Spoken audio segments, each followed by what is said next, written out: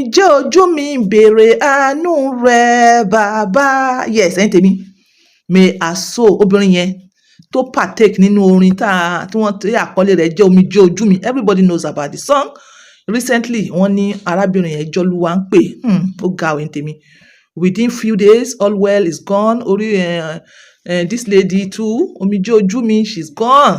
Ẹ̀yin tèmi, ó lágbára. Dádì tẹ́ ń wò ńlẹ̀lẹ̀ yìí, àwọn ni wọ́n share fídíò kan. Fídíò tí wọ́n wá share yẹn, mi ò bá ní kí n play fídíò yẹn bẹ́ẹ̀ wọ́n fi soundtrack sí. Soundtrack yẹn tí wọ́n fi sí yẹn ó loud jù. Tá bá dẹ̀ play ẹ̀ ń bí báyìí, wọ́n sọ pé copyright. But nǹkan tí wọ́n sọ ọpọlọ wà ń bẹ́ẹ̀. Wọ́n sọ̀rọ̀ nípa ìpìlẹ̀.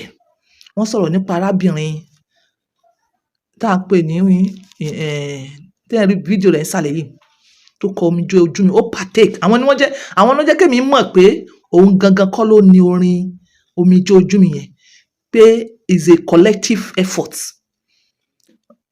Ó ti ṣaláìsí nísìnyí. Wọ́n ní kò yẹ ká máa sọ̀rọ̀ yẹn tó ti kú. Ọgbọ́n tí mo rí nínú ọ̀rọ̀ náà ni mo wá share pẹ̀lú ẹ̀yin ti tèmi. Wọ́n ní omijé ojú mi yẹn, òun ló bring arábìnrin tẹ́ ń wo picture rẹ̀ yìí or fídíò rẹ̀ yìí, òun ló bring her into limelight.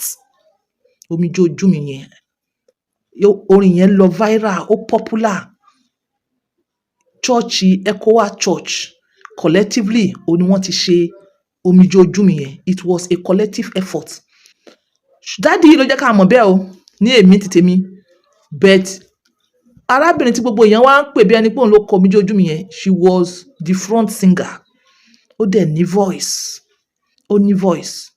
Ẹ mọ́ gbàgbé collective effort àwọn choir members church ECWA Church nígbà náà lọ́hùn. Wọ́n ní bí àwọn èèyàn bẹ̀rẹ̀ sí ní torí pé arábìnrin yìí òun ló wà ní forefront orin náà.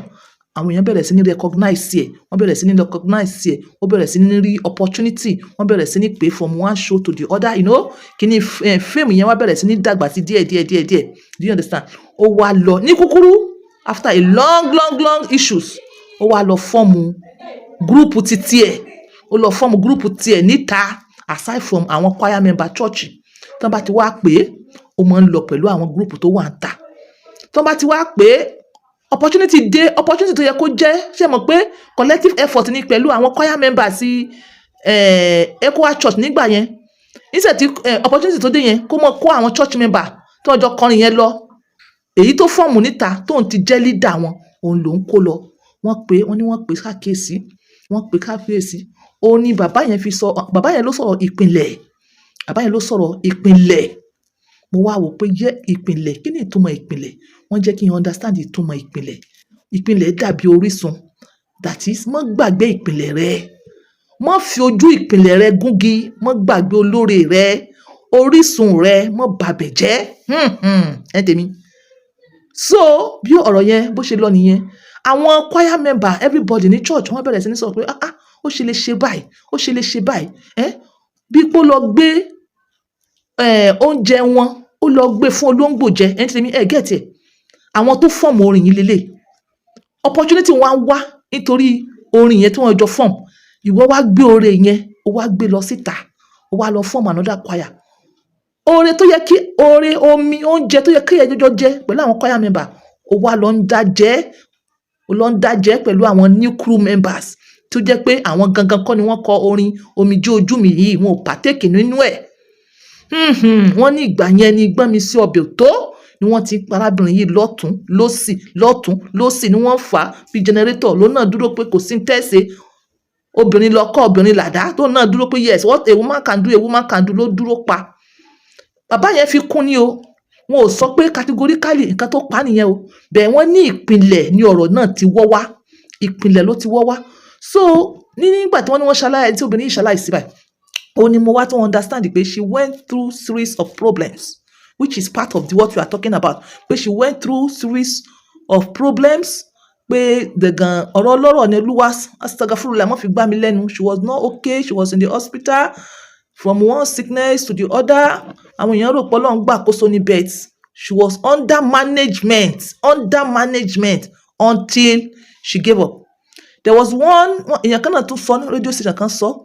Only there was one time pé èèyàn kan rìnà sí instead tí either tó ó take care o kò take care o tó kàn sí mà tó ní ẹ ṣeun ẹ kú iṣẹ́ olúwa ẹ ṣeun sà ẹ kú iṣẹ́ olúwa like ó ìrìnà tí wọ́n rìnà sí yẹn ó dàbí insult ẹ mọ̀ pé gbà míì ó máa ń rí bẹ́ẹ̀ láàrin àwọn èèyàn ó máa ń rí bẹ́ẹ̀ but èmi ti kọ́ ẹ̀kọ́ mo fi kọ́ ẹ̀kọ́ nìyí mo fi kọ́ ẹ̀kọ́ pé tí wọ́n bá rìnà sí ẹ má fi bínú ṣe sùúrù torí ibi tójú ẹ ò tó tẹ́sẹ̀ rẹ ò dé wọ́n jẹ́ kí wọ́n gbé ẹ kọjá bẹ̀ wọ́n rìnà sí ẹ farabalẹ̀ gbọ́ ìran náà kí wọ́n tó bá ní àjò kan tí wọ́n ní kó ṣe ṣe kí akúrò ń bẹ̀ yẹn kò lè pa ẹ́ kò lè mú ẹ ìwọ tó farabalẹ̀ gbọ́ ìran tí wọ́n sọ pé nǹkan tó máa ṣe lélẹ̀ àwọn tó sanwó rẹ̀ fún tí wọ́n rí pé wà humble àwọn gan wọ́n bẹ̀ ṣe kọjá bẹ̀ wọ́n bẹ̀ ṣe àjò yẹn kọjá bẹ̀ wọ́n wá rìnà sí ẹ wọ́n rìnà sí ẹ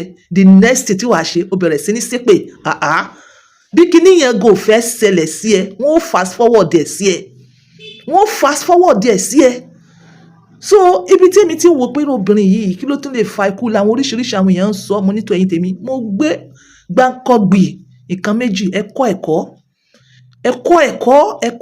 ìpìlẹ̀ àjọjọ bẹ̀rẹ̀ iṣẹ́ yìí ni ó wá dé àárín kan ó wá já mi kulẹ̀ mi ò ní gbàgbé ṣé màá mọ̀ ṣàdúà fún ẹni àbí màá mọ̀ ṣépè fún ẹ òun ni orin omijé ojú mi òun ni orin omijé ojú mi tó bring obìnrin arábìnrin mi aso rest in peace tó bring her into limelight ẹ̀yin tèmi ẹ tún wá wo tìran ṣe rí tìran yìí èmi náà kọ́ ẹ̀kọ́ o mo kọ́ ẹ̀kọ́ gidi gan-an mo kọ́ ẹ̀kọ́ tó bá wá wo ọlọ́run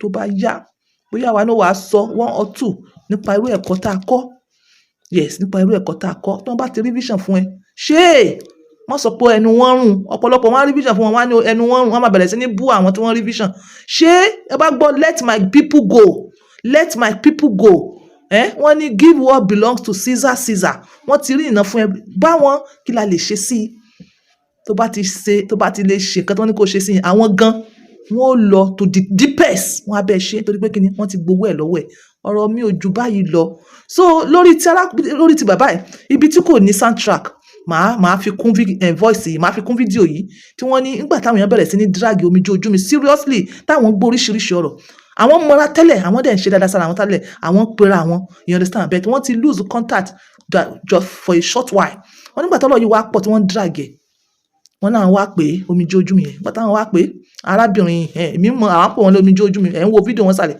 wọ́n ní bàbá àwọn kan fẹ́ sọ fún pé kó ṣàtúnṣe bí wọ́n ṣe ń drag orúkọ ẹ̀ in and out yìí kò dáa àìmọye àwọn tí inú oorun tó yẹ kí wọ́n lè gbórúkọ ẹ̀ lọ fà àwọn pé wọ́n ní sọ pé àwọn mi ò mọ̀yàn tó ń jẹ́ bẹ́ẹ̀ o mi ò mọ̀ yín o sà mi ò mọ̀ yín mi ò gbórúkọ yẹn rí mi ò mọ̀ yín mi ò gbórúkọ yẹn rí and that was all wọ́n ní àwọn kan fẹ́ advice ẹ̀ ní ẹ̀yin tèmi mo fẹ́ kẹ́ ẹ mi ò sọ̀rọ̀ yìí as in pé mo fẹ́ fi sọ̀rọ̀ yẹn tó ti ṣaláìsí no ẹ jẹ́ ká kọ́ ẹ̀kọ́ bàbá ti ń sọ̀rọ̀ lọ́kọ-láya àti gbogbo dídí dọ̀dẹ̀ ẹ jẹ́ ká máa kọ́ ẹ̀kọ́ nínú gbogbo àwọn happiness of life mo fi mú fídíò yìí wá fún ẹ̀yin tèmi this is Ajia on point by 2 always using my words to help others so màá show voice dáàdi yẹn ní bíntín kẹ́ ẹ lè ẹ̀yin tẹ́ bá ti rí fídíò yẹn ẹ ti mọ ọ̀rọ̀ náà bye for now ẹ kọ́ ẹ̀kọ́ may their souls rest in peace ọlọ́mọjà kúkú ọ̀wọ̀wọ́ ọlọ́mọjà fa ìsàn lùgbà so yẹyin kò sẹ́ni tí ò ní kú bẹ̀tẹ̀ àgbàdo àká ikú kíákíá ọlọ́run mọ́ fi kú ṣe mọ́ fi kú yìí mọ́ fi pa wá ní kíákíá ẹ̀yin tẹ́ ń gbọ́ mi àtẹ̀mí tí mò ń sọ̀rọ̀ àti gbogbo àwọn olólùfẹ́ wa àtọmọ àtaya àtọkọ àti gbogbo ẹ̀yin tẹ́ wò mí ẹ̀yin tẹ́ fẹ́ràn mi àtẹ̀yin tẹ́ fẹ́ràn mi gan yes mo wish yín long life ẹ̀ sì ní fa ìsàn lùgbà thank you so much bye for now. á dára fún wa lórúkọ Jésù so gbà tó yá gan táwọn èèyàn tún pè mí àmìyàn àwọn táṣà ń sọ fún mi àbùnmi mo jẹ́ bá sọ̀rọ̀ ṣé bá mọ́ra ṣe bí kinní kan lọ́jọ́ tí mo pe arábìnrin yìí pé láti ẹ̀ ti bá sọ àwọn nǹkan tí mò ń gbọ́ bẹ́ẹ̀ ni àìmọye ọ̀rọ̀ mi lè máa sọ lórí social media lè máa sọ níbi tí mo wà yìí so wà nínú mi kò ń ṣe nǹkan tí mo lè máa sọ síta so nígbà tí mo gbọ́ gbogbo àwọn ọ̀rọ̀ yẹn tí mo pè é ó lóun wà níbàdàn mo wá ní èèyàn báyìí ló ń pè ẹ́ ǹjẹ́ mọ̀ wípé arábìnrin ó dẹ̀ dínà mi ó lóun mọ̀ mí mọ́ mo tún júwe fún pé èmi èèyàn báyìí ni ó lóun mẹ́ tó ń pè ẹ̀kẹ́ ó ní mi ò mọ̀ yín o ó ní mi ò mẹ́ tó ń jẹ́ bẹ́ẹ̀ so láti gbà yẹn lèmi gan ti ṣe kíni o so àwọn nǹkan ó dẹ̀ ní àwọn nǹkan tí mo fẹ́ bá sọ nígbà yẹn tí mò ń gbọ́ káàkiri ìta láti pé kó kíyèsára láti sọ àwọn nǹkan kan fún, ṣùgbọ́n ó ní òun ò mọ̀ mí. so ẹ jọ̀ọ́ mo bẹ̀ gbogbo ẹ̀yin ènìyàn, wo ìpìlẹ̀ rẹ kó tó dìde, kó tó lọ síbi gíga, jẹ́ kí ìpìlẹ̀ yẹn kó nítumọ̀. so táyé bá gbógun tán bá sàsí ọ, tó bá ní ogun tán gbé, kò sí wá gbé lórí ara wọn ni, ṣùgbọ́n tí ìpìlẹ̀ bá ti bàjẹ́, kò sí ohun tó lódodo fẹ́ ṣe o. Ọlọ́run á ràn wá lọ́wọ́ o. Gbogbo ẹ̀yin tẹ́ lórí ọ̀fẹ́ láti rí fídíò yìí, ọ̀rọ̀ pọ̀, ṣùgbọ́n gbogbo ẹ̀kọ́ ni mo lè máa sọ lórí social media. so á dára fún yín lórúkọ Jésù. Lórúkọ Jésù mo gbàdúrà yìí, gbogbo ọkàn gbogbo tó rí fídíò yìí wò tẹ́ẹ̀dẹ̀ ń ṣe ẹ̀ káàkiri, ẹ ṣe ẹ jẹ́ káwọn èèyàn kọ́gbọ́n nípa rẹ̀,